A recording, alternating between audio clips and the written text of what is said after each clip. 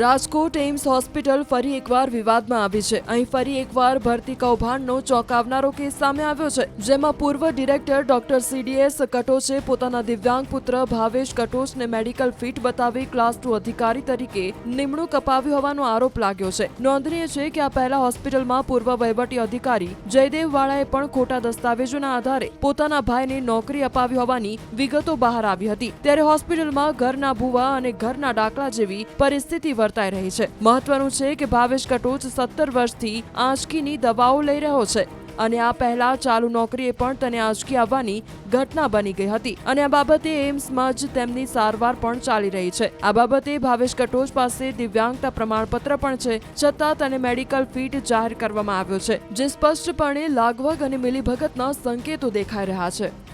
એ વિગતો અમારા ધ્યાન ઉપર આવી છે અને એમાં તપાસ કરીને સંબંધિતોની સામે જરૂરી કાર્યવાહી કરવા માટે અમે ભલામણ કરવાના છીએ।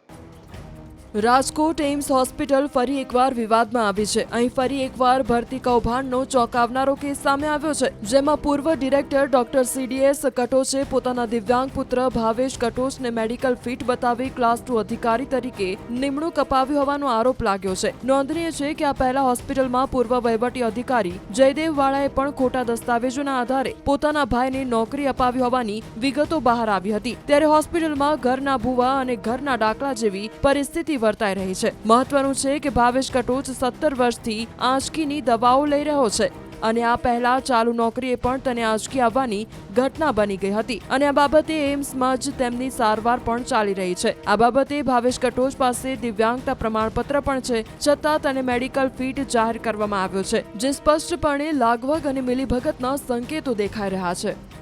એ વિગતો અમારા ધ્યાન ઉપર આવી છે અને એમાં તપાસ કરીને સંબંધિતોની સામે જરૂરી કાર્યવાહી કરવા માટે અમે ભલામણ કરવાના છીએ।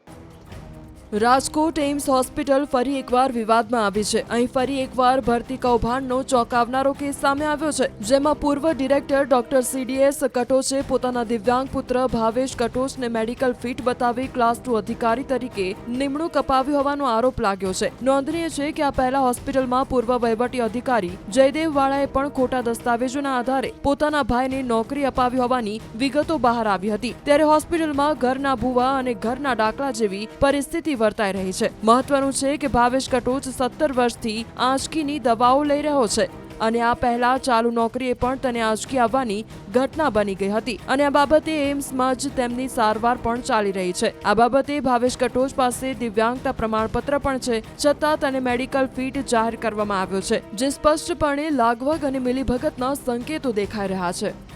એ વિગતો અમારા ધ્યાન ઉપર આવી છે અને એમાં તપાસ કરીને સંબંધિતોની સામે જરૂરી કાર્યવાહી કરવા માટે અમે ભલામણ કરવાના છીએ।